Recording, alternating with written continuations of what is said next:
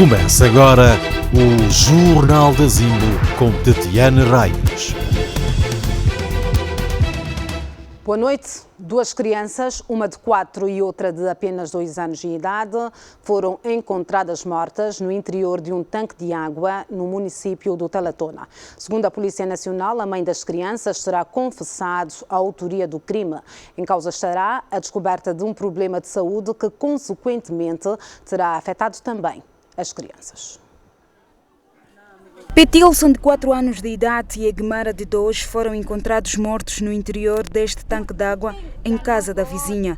Eram aproximadamente 22 horas desta quarta-feira quando ela apercebeu-se que os filhos não se encontravam em casa. Quando eu se espantei, não olhei na menina, olhei assim no menino. Oh, a pessoa não está falando não. Aí ele, quando gosta de acordar, vai no quarto da minha mãe, está no quarto da minha mãe.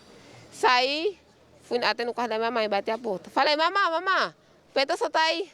Disse, não, ele não está. Mas começou já logo a gritar. Eu entrei de novo no quarto, todas elas acordaram, entrei no quarto para ver a outra bebê. Também não está.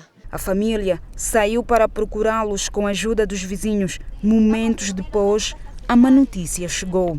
Fomos de novo, vamos girar. E ué, Petilson, grita, meu filho, nós estamos aí, Petilson. Saímos mais daí de novo, giramos daqui, fomos mais daí. Fomos mais daí de novo, onde está o tanque. O ano não sei quem pegou o pau, já não vi nada.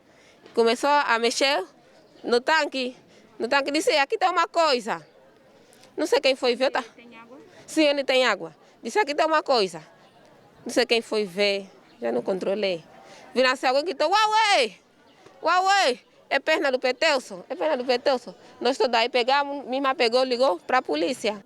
A mãe diz não ser possível que os filhos naquela hora tenham saído de casa para brincar na casa da vizinha. Ele ainda não tem forças na perna. Eles dois já andam, não conseguem sair daí. Para ir até ali. Estado fechado e a tampa é pesada. A tampa é muito pesada, leva uma chapa leve e uma chapa pesada, muito pesada mesmo. Não é possível. Não é possível. A dona da residência conta que no momento em que aconteceu o incidente, ela não se encontrava em casa.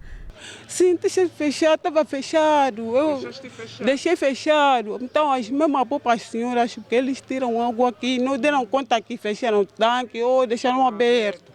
Eu também não controlamos, os bebês foram para todo dia no sítio.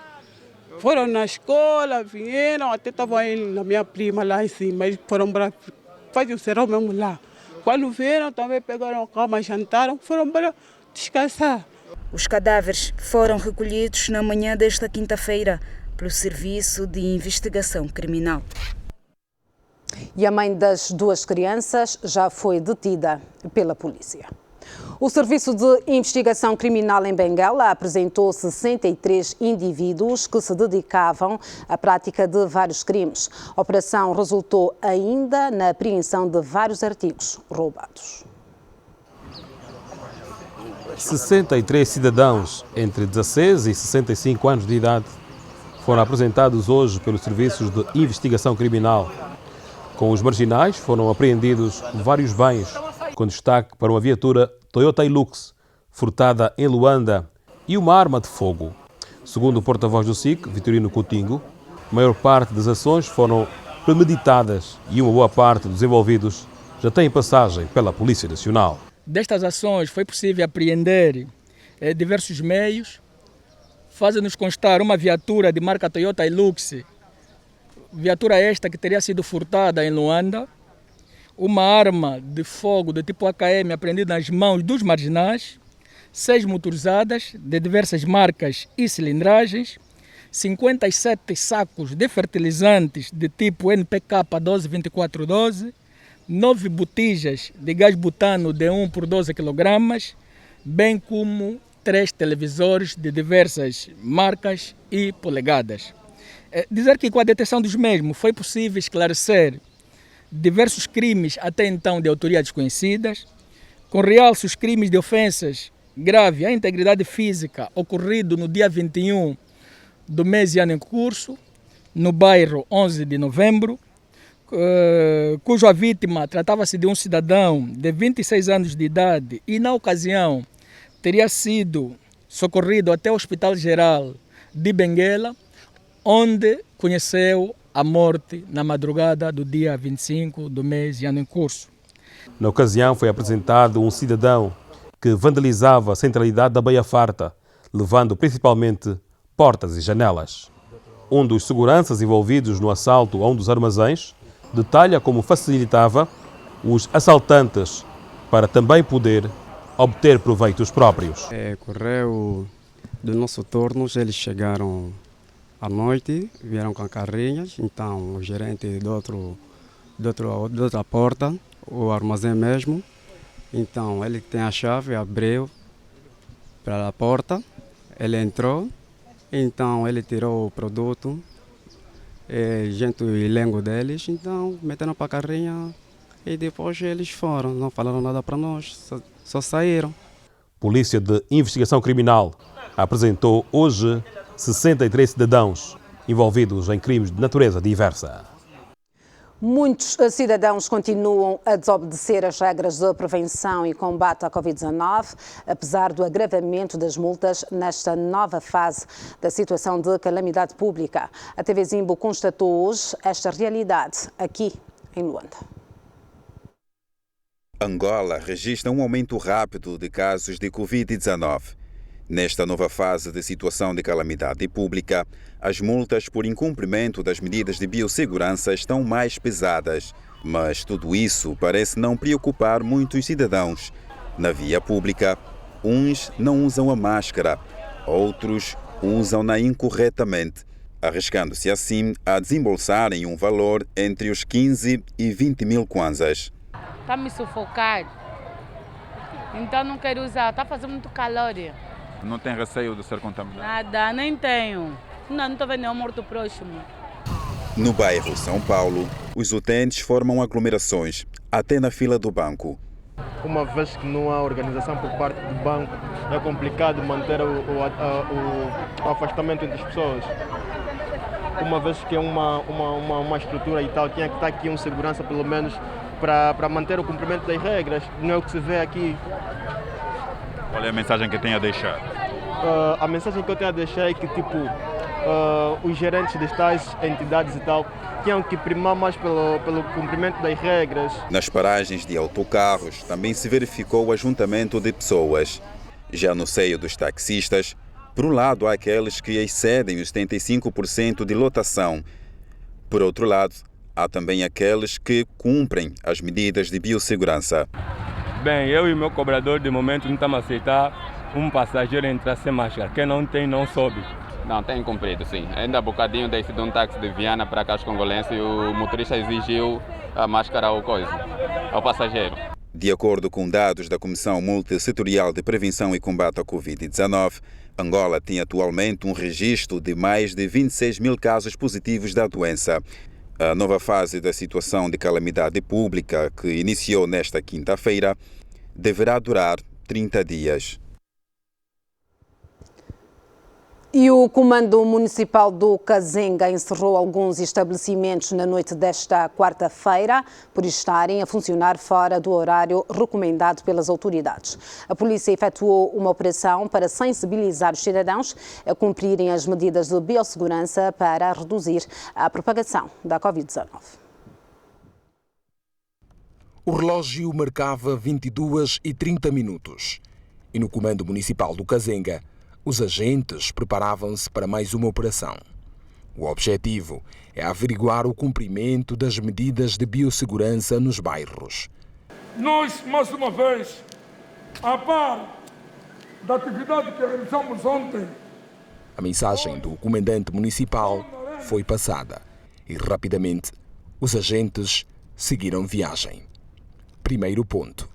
Na conhecida Rua da BCA, os agentes flagram alguns jovens a consumirem neste bar. O espaço foi fechado e o proprietário convidado a subir no carro da polícia. Cenário semelhante em outros pontos. O estabelecimento não é meu. É o que o tempo disse, vamos ajudar para meter uma pessoa do chefe, se vamos ajudar para pôr isso dentro, mais nada. Mas agora o aglomerado de pessoas não tem receio da doença? Claro que sim, a gente tem. Isso não quer dizer, eu estava lá assistindo quando os senhores estavam a chegar, com essa polícia. Então, uma coisa está assim, depois você fuga, senão vai ajudar. Porque o chefe diz assim, vamos ter essas coisas aí dentro. Claro sim, devo ajudar. E o proprietário do espaço, onde é que foi? Foi-se fuga, foi-se fuga. O seu esposo é o dono deste espaço? Eu sou a mulher dele. Sim, és a mulher dele, mas o que é que, sim, esse estabelecimento até esta hora está a funcionar por quê? Porque nós estávamos a coisa a fechar, mas só porque estávamos a esperar o próprio dono do estabelecimento, que é meu marido, para poder fechar já e tirar cliente fora. Já no Talahad, a situação foi bem diferente. Este bar, que aparentava estar fechado, depois de alguma insistência da polícia, a ideia foi diferente. Querem bons polícias, não querem ser bons cidadãos. O uso da máscara obrigatório. O estabelecimento fecha 21 horas. Todos que estão aqui são adultos. Têm plena consciência. Da operação feita, foi possível verificar muitos cidadãos a não obedecerem às normas de biossegurança. Não podia ser, segundo aquilo que está vigorado, né? Não podia ser. Às 6 horas, trabalhar. Eu acho que estamos contra aquilo que são as regras que o Estado em si, né? Ou o Estado da calamidade assim e impõe. Vários cidadãos foram levados à esquadra e alguns meios apreendidos como resultado desta operação. É destaque neste jornal, mais de 47 mil famílias vão beneficiar do programa de transferências sociais monetárias no município do Andulo. O facto foi anunciado hoje no ato de lançamento do Cuenda na província do Bié. O Cuenda continua a seguir a sua marcha pelo país, transformando a vida de milhares de famílias. O programa de iniciativa do governo angolano que visa apoiar as famílias mais pobres ou em situação de vulnerabilidade chegou esta quinta-feira ao município do Andulo. A localidade de Cima acolheu o ato que marca o lançamento oficial na província do Bié. Estão previstos no Andulo 47 mil agregados familiares. Até este momento estão cadastrados 42.882 famílias. Cândida Nascivinda e Dina Ginga foram as primeiras beneficiárias do processo de transferências sociais monetárias através da entrega de cartões multicaixas e a primeira prestação em cash no valor de 25.500 kwanzas, que corresponde a um trimestre. Vou trabalhar lá grande para tirar o milho, para comer com a criação. A senhora está satisfeita pelo benefício alcançado e espera com esse dinheiro ampliar a sua lavra para melhor servir. No âmbito da componente da municipalização da ação social, foi inaugurado no município do Andulo o Centro de Ação Social Integrado, que irá aproximar os cidadãos dos serviços essenciais. Hoje, o Andulo e a sua população começam uma nova etapa e marcam mais um importante passo na sua história, graças à boa vontade e criatividade da ação governativa do Executivo. O governador da província do Bié, Pereira Alfredo, chama a atenção aos administradores municipais e responsáveis da ação social na província para o reforço das medidas de acompanhamento à implementação do programa, tendo em conta a sua elevada importância para a vida das famílias. É desejo do governo angolano, em particular de Sua Excelência o Presidente da República, que as famílias mais carenciadas encontrem o amparo e a assistência e a proteção social por parte das instituições. Este programa de assistência e proteção deve concorrer para o fortalecimento das famílias, mas, acima de tudo, a autossustentabilidade. Por esta razão, apelo aos senhores administradores municipais, ao Gabinete Provincial da Ação Social, Família e Igualdade de Gênero, o reforço das medidas de acompanhamento e monitoramento da implementação do programa Cuenda. Com este lançamento, o que ainda soma já 8 províncias e igual número de municípios. O Presidente da República defende uma transformação profunda da agricultura familiar em África. João Lourenço falava na cerimónia de abertura do diálogo de alto nível do Fundo Internacional para o Desenvolvimento Agrícola sobre a segurança alimentar em África. O chefe de Estado defende ainda que é importante motivar os jovens para o empreendedorismo e o agronegócio, facilitando o acesso às terras, à formação, aos financiamentos e aos mercados. O diálogo de alto nível sobre segurança alimentar em África arrancou esta quinta-feira por videoconferência. O chefe de Estado angolano foi um dos convidados ao evento, promovido pelo Fundo Internacional para o Desenvolvimento Agrícola. Na sua intervenção, o Presidente da República destaca os efeitos negativos da pandemia da Covid-19 na economia mundial e no continente africano em particular. O continente africano é justamente considerado o continente da esperança e do futuro, pela juventude da sua população e pela importância e diversidade dos seus recursos naturais. Sua população rural está sobretudo ligada à agricultura familiar, que contribui com cerca de 70% para o abastecimento dos mercados, mas apesar disso, continua a ser o mais pobre e com maiores problemas alimentares. Os baixos preços das matérias-primas nos mercados internacionais e o grande peso da dívida externa são outros dos fatores que dificultam a reativação das economias dos países africanos, pelo que as negociações ao nível bilateral e multilateral deverão continuar para o reescalonamento das dívidas em função da situação específica de cada país. Para o Presidente da República, a falta de capacidade para a transformação dos produtos do campo faz com que grande parte dos alimentos consumidos em África sejam importados de outros continentes. João Lourenço acredita que este problema tem os dias contados.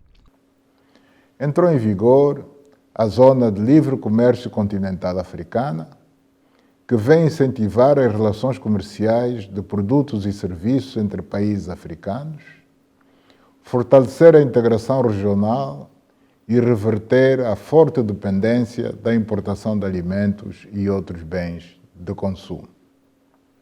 A par dessas condicionantes, verificamos com preocupação os efeitos das alterações climáticas que provocam com mais frequência a seca severa e inundações, assim como o surgimento de pragas com impacto negativo na produção de alimentos. Nesse sentido, consideramos relevante a implementação do Acordo de Paris, que deve fazer parte da agenda internacional, para que se criem sistemas apropriados de alerta de riscos e catástrofes que permitam agir em antecipação a futuros eventos. O Presidente da República recorda que o nosso país é também afetado pelo fenômeno das alterações climáticas e aponta a praga de gafanhotos como exemplo.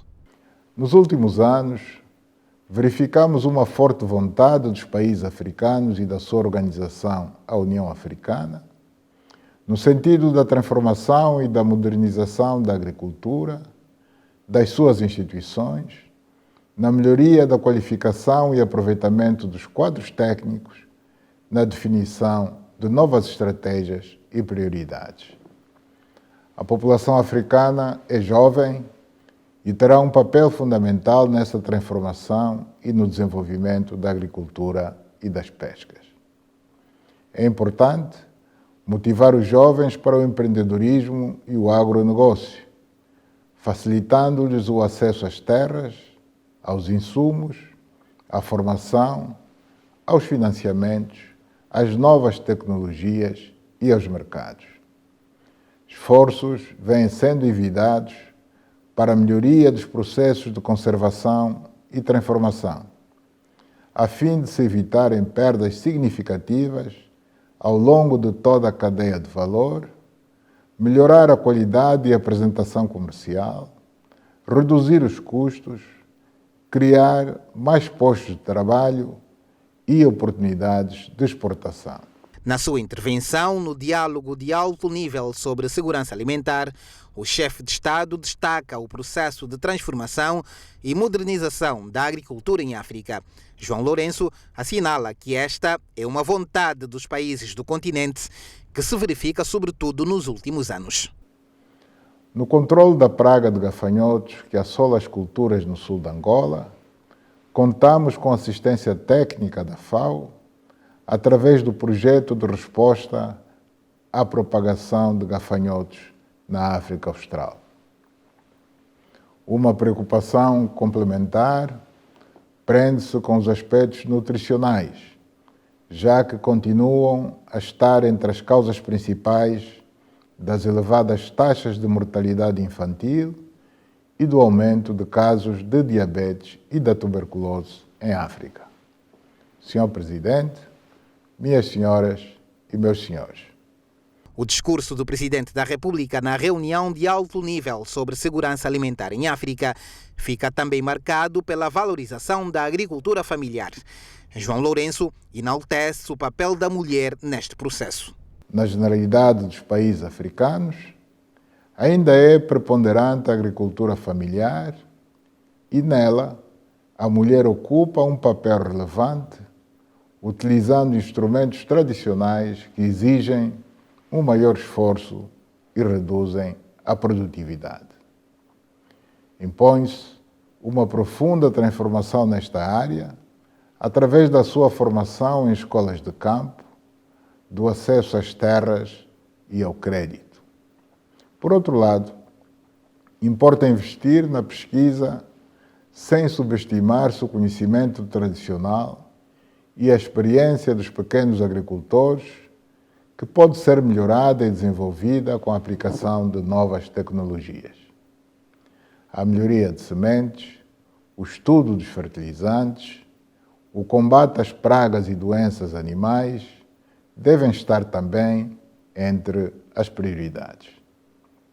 Senhor Presidente, minhas senhoras e meus senhores, permitam-me realçar aqui a grande contribuição e atenção reservadas ao meu país pelo FIDA e pelo BAD, pela aprovação e implementação de um conjunto de projetos de apoio ao desenvolvimento da agricultura familiar e à comercialização, à recuperação da agricultura e ao reforço da resiliência dos pequenos produtores à escala familiar.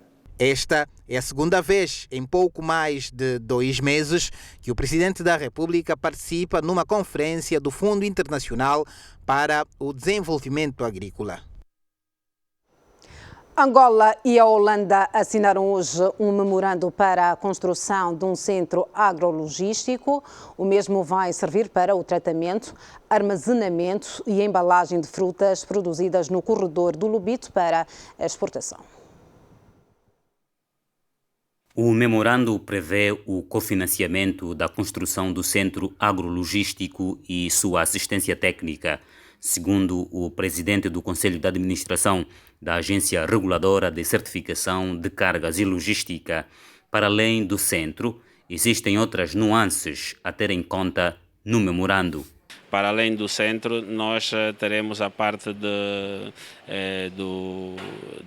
treinamento, a parte da formação do pessoal, teremos também a questão do fitossanitário, treinamento na área de fitossanitário, que tudo isto está dentro do pacote de financiamento, ou seja, que os holandeses vão investir aqui em Angola. O centro vai servir de referência para os agricultores, principalmente os especializados em fruticultura. Para o tratamento, para o acondicionamento, para a embalagem, para a armazenagem da fruta e não só, produzidos aqui no corredor do Lubito e que terão qualidade para ser exportadas para o exterior do país, essencialmente a República dos Países Baixos, a Holanda, e não só.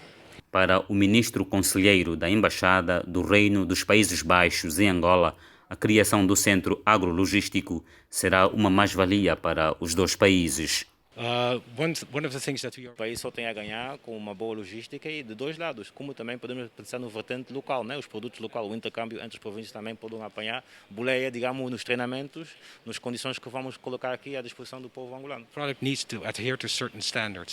Ainda não se sabe ao certo o valor do financiamento do centro agrologístico. O que é facto é que a definição dos custos vai depender de um encontro entre as duas partes a acontecer nos próximos dias. As organizações da sociedade civil estão preocupadas com o atraso que se verifica para a implementação do projeto sobre o orçamento participativo a nível das administrações municipais, lançado em fevereiro deste ano pelo Ministério da Administração do Território. Por outro lado, estas associações não governamentais exigem respostas por parte da Assembleia Nacional e das instituições de direito para o início do processo de implementação das autarquias no país. A preocupação já não é de agora. No entanto, a resposta para quando o início das eleições autárquicas em Angola, segundo as organizações da sociedade civil, demora a chegar. O modelo de governação centralizada fracassou e que já se encontra ligeiramente ultrapassado. Em nenhuma parte do mundo, algum povo autarquizou e arrependeu-se. Pelo que nós deveríamos refletir o porquê que até o momento não temos autarquias, para sabermos se, afinal de contas, elas servem para quê. E que, depois de respondidas essas reflexões, poderemos ver, então, que as diversas soluções que se têm aventado no âmbito dos problemas que assolam Luanda e o país de uma forma geral são apenas paliativos diante daquilo que é a autarquia local. Outra inquietação que estes parceiros do Estado apresentaram no encontro anual promovido pela Ação para o Desenvolvimento Rural e Ambiente tem a ver com a demora na alocação dos 25 milhões de kwanzas anuais dentro do orçamento participativo. Porque o orçamento participativo foi instituído em 2019 e até agora não está sendo implementado. Também há uma necessidade de haver um debate sobre que constrangimentos estão a ser verificados para a implementação do orçamento participativo. Está em curso, nomeadamente, a criação de comitês de gestão técnico do orçamento participativo em alguns municípios, já estão criados. O Ministério da Administração do Território tem estado a trabalhar nesta matéria, em parceria com o PNUD, Programa das Nações Unidas, mas temos de dizer que o processo está muito demorado e isso certamente não vai permitir para o alcance dos objetivos preconizados, nomeadamente de permitir que os cidadãos possam apresentar as necessidades sentidas para que sejam vistas nos orçamentos de cada um dos municípios. De acordo com alguns membros da administração local presentes no evento, o Ministério da Administração do Território já fez sair uma lista de municípios cujos projetos foram aprovados. Entretanto, alguns com maior densidade populacional ainda aguardam um parecer do MAT. O vosso projeto já foi aprovado? Está em análise, o nosso ainda não foi aprovado e estamos à espera que de facto concretize. Tanto não há aqui uma interferência direta da administração municipal na gestão deste valor. Foi constituído um grupo representativo entre várias organizações da sociedade civil. Estamos a dizer que aqueles que fazem parte dos Conselhos Municipal da Auscultação da Comunidade e do Conselho de Concertação Social, tanto num total de 9 elementos, e entre eles há uma direção com um representante da administração apenas para monitorizar tanto a implementação dessa ação. Segundo a ADRA, era expectável também a comparência de deputados da Assembleia Nacional da 4ª Comissão da Administração do Estado e Poder Local para uma maior interação sobre os problemas levantados durante o debate, mas até ao fecho da nossa reportagem, estes não se fizeram presentes no local do evento. Intervalo, voltaremos já a seguir com outras notas da atualidade. Até. A província de Luanda conta a partir de hoje com uma academia do empreendedor, localizada no município de Talatona. O espaço dispõe de 8 salas de aula com capacidade para albergar 250 alunos. Ideias para a criação de um pequeno negócio há muitas em tempo de crise, mas a maior parte das vezes o jovem que detém estas ideias tem dificuldade de materializá-las por falta de conhecimentos técnicos. E é com esta perspectiva que foi inaugurada em Luanda a Academia do Empreendedor. O funcionamento da Academia do Empreendedor de Luanda baseia-se na formação e capacitação de jovens empreendedores que têm iniciativas inovadoras, que têm negócios com potencial de crescimento, têm a academia como um centro de excelência que vai então capacitá-los do ponto de vista técnico e do ponto de vista de gestão. Na próxima semana começam as formações sobre empreendedorismo com duração de 3 meses. Aqui os jovens vão ser potencialmente capacitados e a academia poderá exercer um papel de facilitador. A academia, depois da fase de incubação, vai fazer trabalho de diplomacia institucional, vai fazer facilitação com investidores, com financiadores que têm recursos disponíveis, mas têm dificuldades de identificar iniciativas com potencial. A cerimônia de inauguração contou com a presença da governadora de Luanda, Joana Lina, e a ministra da Juventude e Desportos, Ana Paula do Sacramento, que reafirmou na ocasião que o governo vai continuar a apoiar os jovens empreendedores. Como sabem, o Estado não tem capacidade para empregar toda a população. E aqui o jovem aparece para dar esta força que Angola precisa. Mas para que o jovem consiga fazer, o próprio Estado tem que criar condições para que ele agregue valores às suas ideias, para transformar os seus sonhos em realidade. E aqui vem esta escola, portanto, para além daquelas formações que o INAPEM tem dado aos jovens com base no empreendedorismo, também estamos com o governador do banco, ou o Banco Nacional, que está a fazer formação sobre literacia financeira. Esta academia é de facto aquela que pode fazer o que não se tem feito naquelas formações aceleradas. A Academia de Luanda tem 8 salas de aulas com capacidade para 250 alunos. O Ministro de Estado para a Coordenação Económica defende a implementação do regime de exploração de recursos florestais e a aprovação da carreira técnica e profissional para os fiscais de exploração florestal. Manuel Nunes Júnior falava hoje na abertura do Fórum Nacional das Florestas. Nós não queremos ser um país potencialmente rico infinitamente. Nós queremos ser um país verdadeiramente rico. É com este desejo que o Ministro de Estado para a Coordenação Económica olha para o contributo que as florestas podem dar ao processo de diversificação da economia.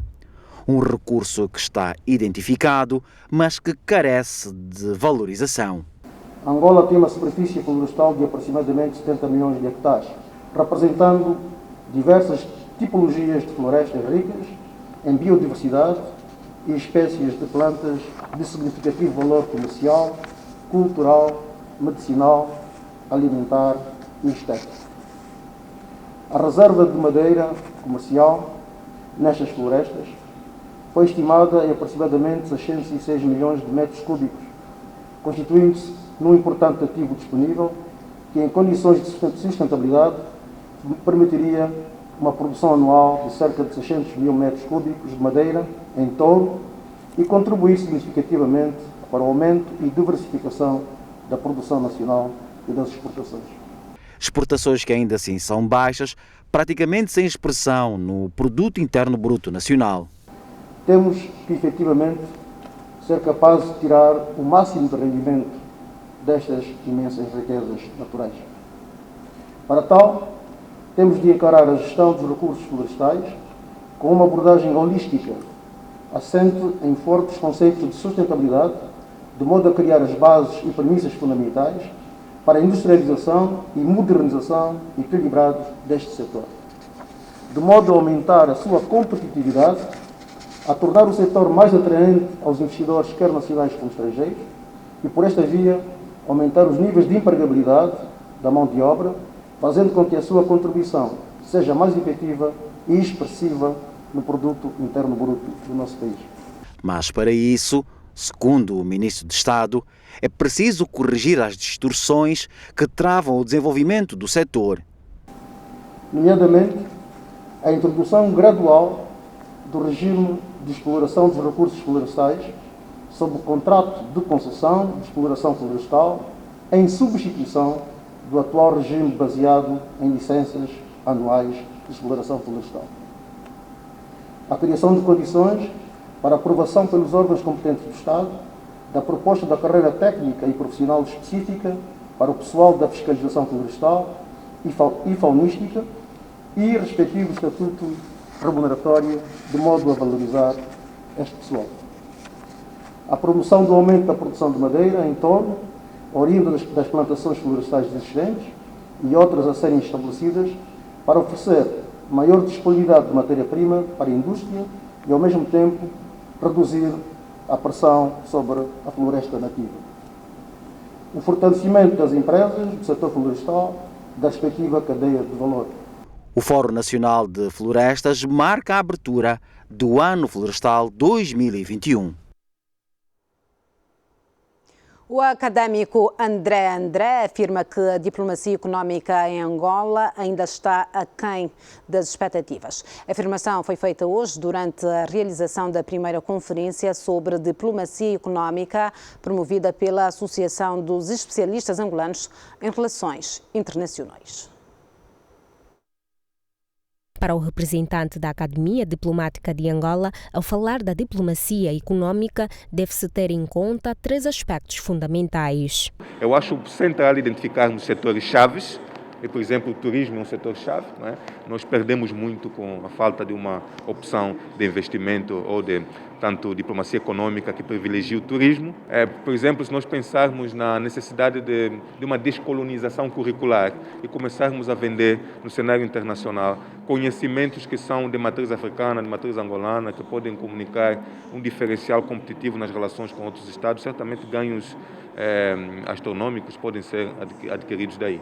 Vários são os atores que intervêm no processo operacional da diplomacia econômica, como é o caso dos Estados e organizações internacionais, organizações econômicas e financeiras, regionais, empresas privadas e organizações não governamentais. Entendemos igualmente que o processo acima referenciado, bem implementado, incentiva parceiros sociais na participação da diplomacia angolana, visando atrair investimentos que resultem no crescimento econômico e desenvolvimento social do país. De certa maneira devemos trabalhar, ainda temos que trabalhar, temos um longo caminho a percorrer, mas quero dizer que estamos no bom caminho e que só juntos poderemos alcançar os objetivos pretendidos. O empresário Francisco Viana acredita que a classe está disponível, o que falta apenas é incentivo. Mesmo quando nós conseguimos umas divisas e exportamos, imaginemos, para a República do Congo, as divisas, portanto, os dólares têm que entrar primeiro para nós depois, então, vendemos. Isso é muito complicado. Contribuições dos empresários e empreendedores na diplomacia econômica, a dimensão política internacional dos especialistas foram outros temas discutidos na primeira conferência sobre a diplomacia econômica realizada pela Associação dos Especialistas Angolanos em Relações Internacionais. Agora, o barril de petróleo Brent para entrega em junho está nesta quinta-feira a negociar em alta no mercado de futuros de Londres. O barril de Brent, que serve de referência às exportações angolanas, esteve hoje cotado a 67,75 dólares, um aumento de 48 cêntimos face aos 67,27 dólares transacionados esta quarta-feira.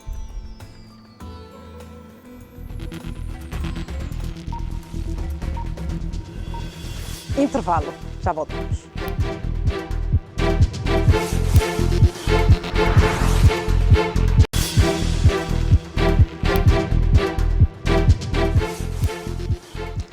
Lucas Mbengue Ngonda anunciou a sua recandidatura à liderança na FNLA. O político esclareceu em conferência de imprensa que concorre ao mandato de transição até 2022. De acordo com o político, o período de transição deve durar até 2022, como dissemos há pouco, altura em que se prevê a realização de um congresso extraordinário para a eleição do cabeça de lista e dos candidatos a deputados no quadro das eleições gerais.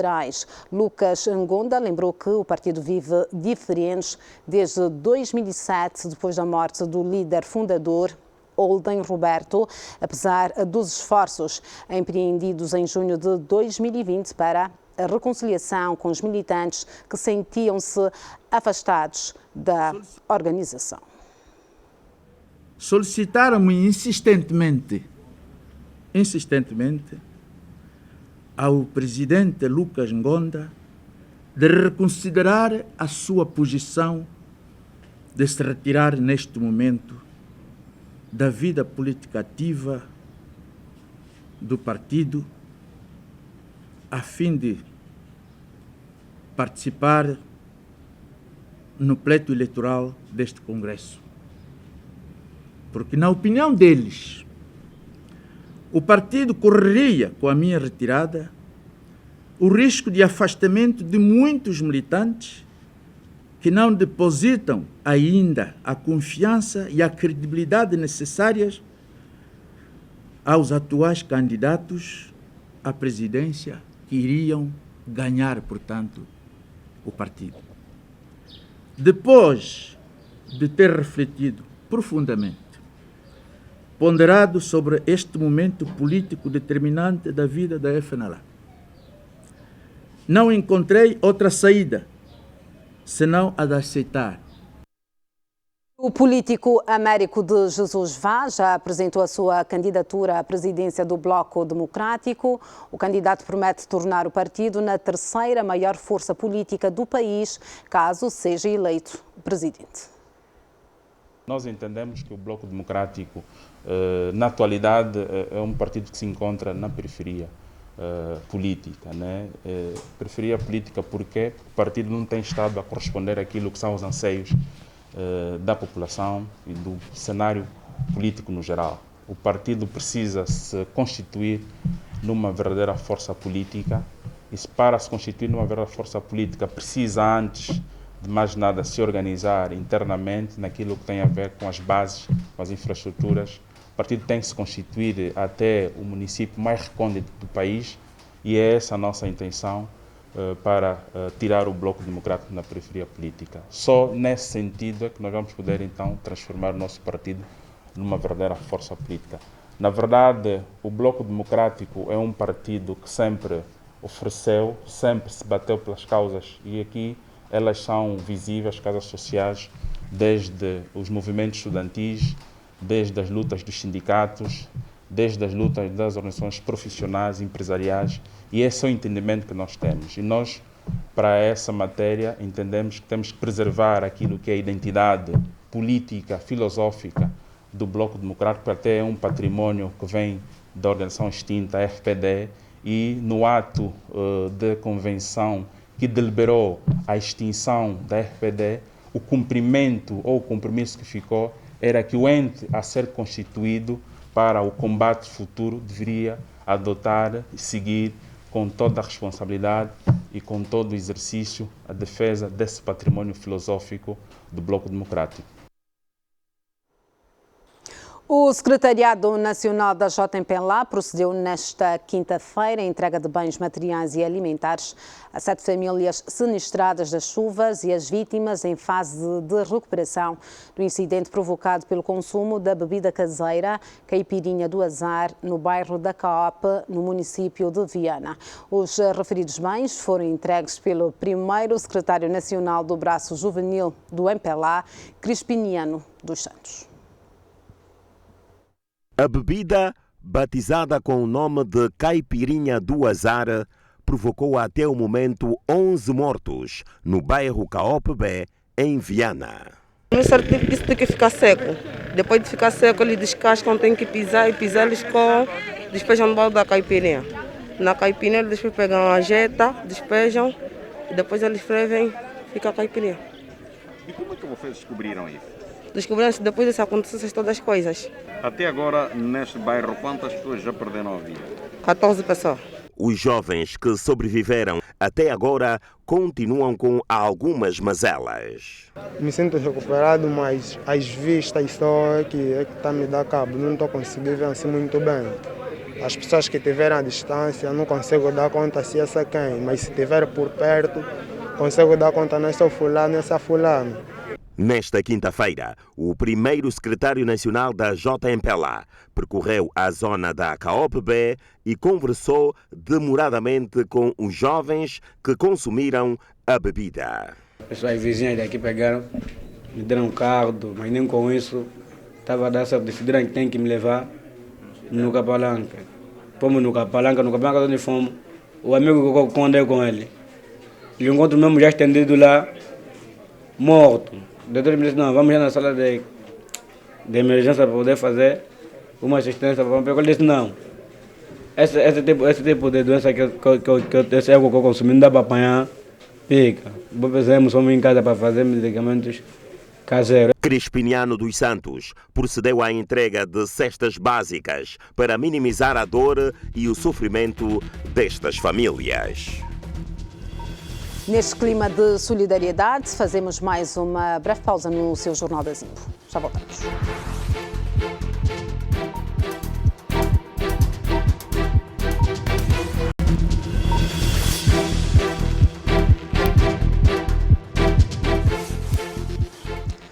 Lucas Mbengue Ngonda anunciou a sua recandidatura à liderança na FNLA. O político esclareceu em conferência de imprensa que concorre ao mandato de transição até 2022. De acordo com o político, o período de transição deve durar até 2022, como dissemos há pouco, altura em que se prevê a realização de um congresso extraordinário para a eleição do cabeça de lista e dos candidatos a deputados no quadro das eleições gerais. Lucas Ngonda lembrou que o partido vive diferentes desde 2007, depois da morte do líder fundador Holden Roberto, apesar dos esforços empreendidos em junho de 2020 para a reconciliação com os militantes que sentiam-se afastados da organização. Solicitaram-me insistentemente ao presidente Lucas Ngonda de reconsiderar a sua posição de se retirar neste momento da vida política ativa do partido a fim de participar no pleito eleitoral deste Congresso.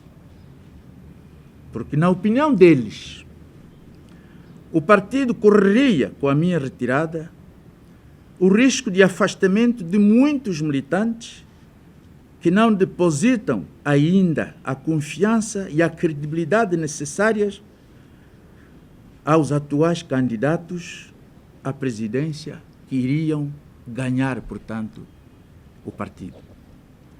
Depois de ter refletido profundamente, ponderado sobre este momento político determinante da vida da FNLA, não encontrei outra saída senão a de aceitar.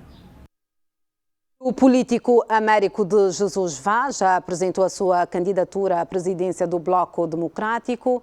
O candidato promete tornar o partido na terceira maior força política do país, caso seja eleito presidente.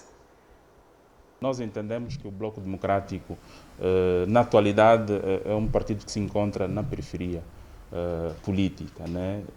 Periferia política porque o partido não tem estado a corresponder àquilo que são os anseios da população e do cenário político no geral. O partido precisa se constituir numa verdadeira força política e, para se constituir numa verdadeira força política, precisa, antes de mais nada, se organizar internamente naquilo que tem a ver com as bases, com as infraestruturas. O partido tem que se constituir até o município mais recôndito do país e é essa a nossa intenção para tirar o Bloco Democrático na periferia política. Só nesse sentido é que nós vamos poder, então, transformar o nosso partido numa verdadeira força política.